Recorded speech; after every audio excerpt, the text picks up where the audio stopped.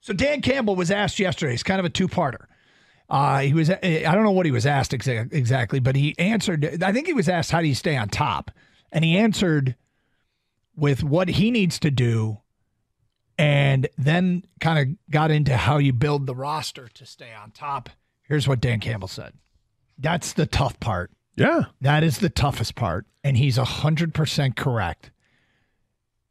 You win with your guys. You don't want to break up your guys.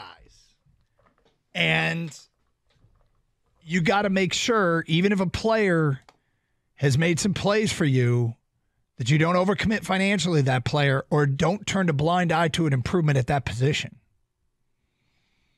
And I think he's 100% correct, and these are Brad Holmes' decisions. And I could almost guarantee this offseason, you tell me I'm wrong, there's going to be a player that we see the Lions let go that stings. I think there's going to be a few players that they let go and like, oh, what? And it's for that very reason. It's a business, and you have to move forward. And, yeah, you've helped to develop some of these players, and they look like they're taking strides and becoming better players. But you can't just rely on that. You know, some of these guys are going to hit their ceiling, and they know it better than anybody else, and they'll take chances on other players. And it's a financial game.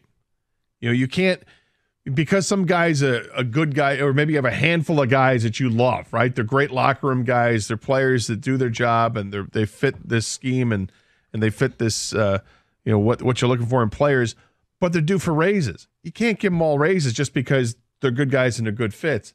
You know, you have to give them raises because they're deserving of it based on their production first and foremost. The other stuff falls into line too. I mean, you're probably not even looking at anybody unless they fit what you're looking for as a player, but they got to be productive.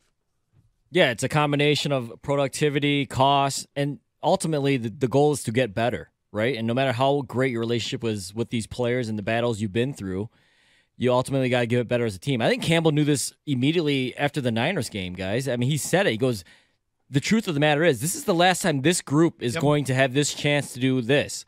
So, yeah, the Lions may be back next year, but not this group. And so that's why you lay it all on the line. You know, Josh Reynolds, I don't know if he's going to be back. There's all the other, Jonah Jackson, Graham Glasgow. That group had one shot. Now, because it's highly unlikely they're bringing them all back. So I think, Campbell knew this, and this is a business. And as much of a player's coach as he is, and everyone loves him, yeah, they're going to have to break up with some of the players.